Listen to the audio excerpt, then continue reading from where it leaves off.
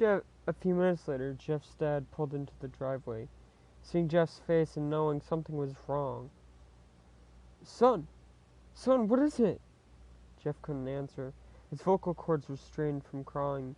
Instead, Jeff's mother walked his father inside to break the bad news to him as Jeff wept in the driveway. After an hour or so, Jeff walked back into the house, seeing that his parents were both shocked, sad, and disappointed. He couldn't look at them. He couldn't see how they thought of Lou when it was his fault. He just went to sleep, trying to get the whole thing off his mind. 2 days went by with no word from Lou at JDC. No friends to hang out with, nothing but sadness and guilt. That is until Saturday when Jeff is woke up by his mother with a happy, sunshiny face. "Jeff, it's the day," she said as she opened up the curtains and let light flood into his room. What's today?" asked Jeff as he stirs awake. "Why, it's Billy's party." He was now fully awake. "Mom, you're joking, right? You don't really expect me to go to some kid's party after..." There was a long pause. "Jeff, we both know what happened. I think this party could be the thing that brightens up the past 2 days. Now, get dressed." Jeff's mother walked out of the room and downstairs to get ready herself. He fought himself to get up. He picked out a random shirt and a pair of jeans and walked downstairs. He saw his mother and father all dressed up, his mother in a dress and his father in a suit.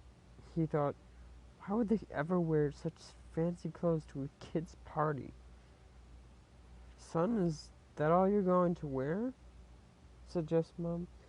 "Better than wearing too much," he said. His mother pushed down the feeling to yell at him and hit it with a smile. "Now, Jeff, we may be overdressed, but this is how you go if you want to make an impression," said his father. Jeff grunted and went back up to his room. "I don't have any fancy clothes," he yelled down the stairs. "Just pick out something," called his mother. He looked around in his closet for what he would call fancy. He found a pair of black dress pants he had for special occasions and an undershirt. He couldn't find a shirt to go with it, though. He looked around and found only striped and patterned shirts, none of which go with dress pants. Finally, he found a white hoodie and put it on. "You're wearing that?" they both said. His mother looked down at her watch. "Oh, no time to change. Let's just go," she said as she herded Jeff and his father out the door. They crossed the street over to Barbara and Billy's house.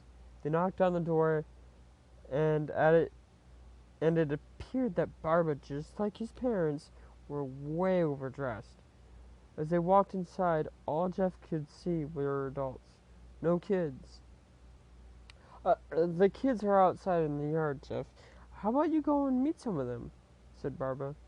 Jeff walked outside to a yard full of kids. They were running around in weird cowboy costumes and shooting each other with plastic guns. He might as well be standing in Toys R Us.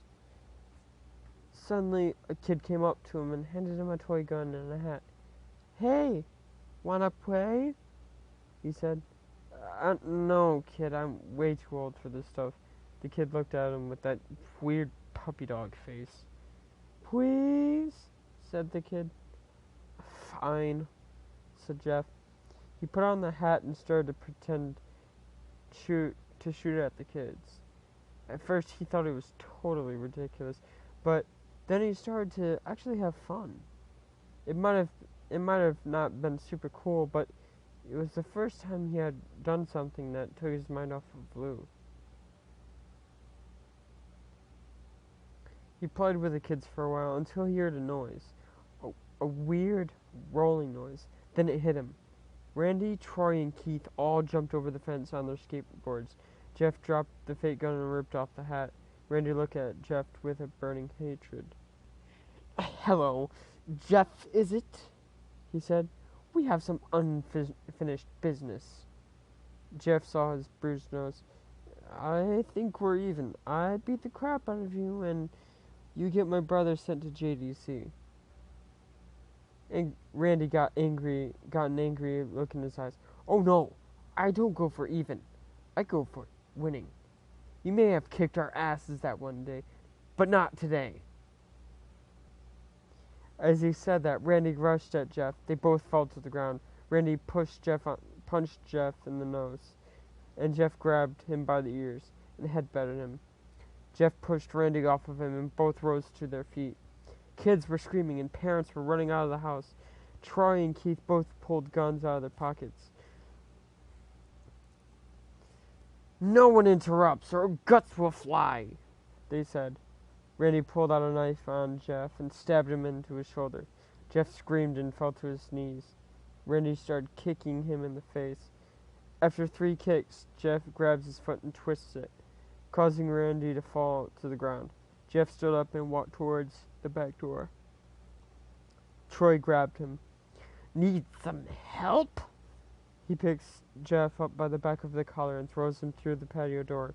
As Jeff tries to stand, he is kicked down to the ground.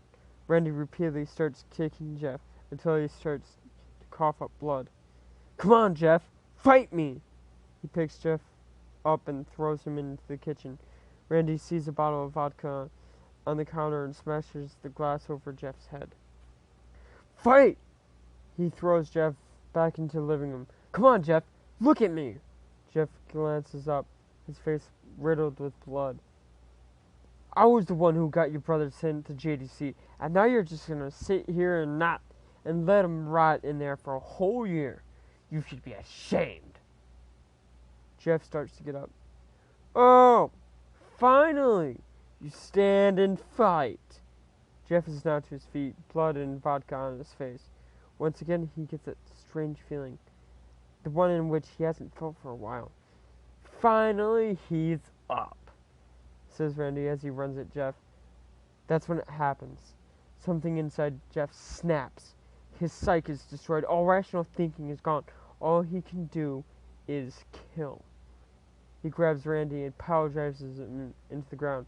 He gets on top of him and punches him straight in the heart. The punch causes Randy's heart to stop. As Randy gasps for breath, Jeff hammers down on him, punch after punch. Blood gushes from Randy's body until he takes his one final breath.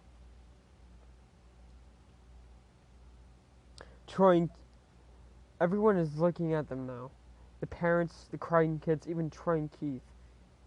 Although they break easily from their gaze and point their guns at Jeff. Jeff sees the guns trained on him and runs for the stairs. As he runs, Troy and Keith let out fire on him, each shot missing. Jeff runs up the stairs. He hears Troy and Keith follow up behind. As they let out their final rounds of bullets, Jeff ducks into the bathroom. He grabs the towel rack and rips it off the wall. Troy and Keith race in, knives ready. Troy swings the knife at Jeff, who backs away and bangs the towel rack into Troy's face. Troy goes down hard, and now all that's left is Keith. He's more agile than Troy, though, and ducks when Jeff swings the towel rack. He dropped the knife and grabbed Jeff by the neck. He pushed him into the wall. A thing of bleach fell on top of him from the top shelf. It burnt both of them badly, and they both started to scream. Jeff wiped both his eyes as best as he could. He pulled back the towel rack and swung it straight into Keith's head. As he lay there, bleeding to death, he let out an ominous smile. "What's so funny?" asked Jeff. Keith pulled out a lighter and switched on. "What's funny?" he said. "Is that you're covered in bleach and alcohol." Jeff's eyes widened as Keith threw the lighter at him. As soon as the flame made contact with him, the flames ignited the alcohol in the vodka. While the alcohol burned him, the bleach bleached his skin. Jeff let out a terrible screech as he caught fire. He tried to roll out the fire, but it was no use. The alcohol had made him a walking inferno. Everybody started screaming as they saw Jeff, now a man on fire, drop to the ground nearly dead. The last thing Jeff saw was his mother and the other parents trying to extinguish the flame. That's when he passed out. When Jeff woke, he had a cast wrapped around his face. He couldn't see anything, but he felt a cast on his shoulder and stitches all over his body. He tried to stand up, but he had a tube in his arm, and when he tried to get up, it fell out, and a nurse rushed in. "I don't think you can get out of bed just yet," she said as she put him back in his bed and reinserted the tube. Jeff sat there with no vision, no idea of his surroundings were. Finally, after hours, he heard his mother. "Honey, are you okay?" she asked. Jeff couldn't answer, though. His face was covered, and he was unable to speak. "Oh, honey, I have great news. After all the witnesses told the police that Randy confessed of trying to attack you, they decided to let Lou go.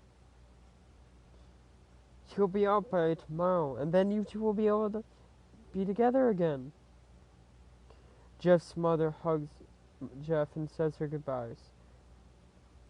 The next couple of weeks were those where Jeff was visited by his family. Then came the day where his bandages were to be removed. They waited until the last bandage holding the cover over his face was almost removed. "Let's hope for the best," said the doctor. He quickly pulls the cloth, letting the rest fall from Jeff's face. Jeff's mother screams at the sight of his face. Lou and Jeff's dad stare awestruck at his face. What? What happened to my face?" Jeff said. He rushed out of the bed and ran into the bathroom. He looked in the mirror and saw the cause of the distress. His face, it's horrible. His lips were burnt to a deep shade of red. His face was turned into a pure white color, and his hair singed from brown to black. He slowly put his hand to his face. It had a sort of leathery feel to it now. He looked back at his family and then back at the mirror. "Jeff, it's not that bad." "Not that bad? It's perfect." His family was equally surprised. Jeff started laughing uncontrollably. His parents noticed that his left eye and hand were twitching. Jeff, are you okay?" "Okay? I've never felt more happy. Look at me. This face goes perfectly with me." He couldn't stop laughing. He stroked his face, feeling it, looking at it in the mirror. "What caused this?" "Well, you may recall that when Jeff was fighting Randy, something in his mind, his sanity, snapped. Now he's just left as a crazy killing machine that his parents didn't know." "Doctor, is my son alright, in the head?" "Oh yes, this behavior is typical for patients that have been taking very large amounts of painkillers. If his behavior doesn't change in a few weeks, bring him back here and we'll give him a psychological test." "Oh, thank you, doctor." Jeff's mother went over to Jeff. "Jeff, sweetie, it's time to go." "Okay, Mama." His mother took him by the shoulder and took him to get his clothes. This is what came in," said the lady at the desk. Jeff's mom looked down to see the black dress pants and the white hoodie her son wore. Now were they clean of blood and now stitched together. Jeff's mother led him to his room and made him put his clothes on. Then they left, not knowing that this was their last day of life.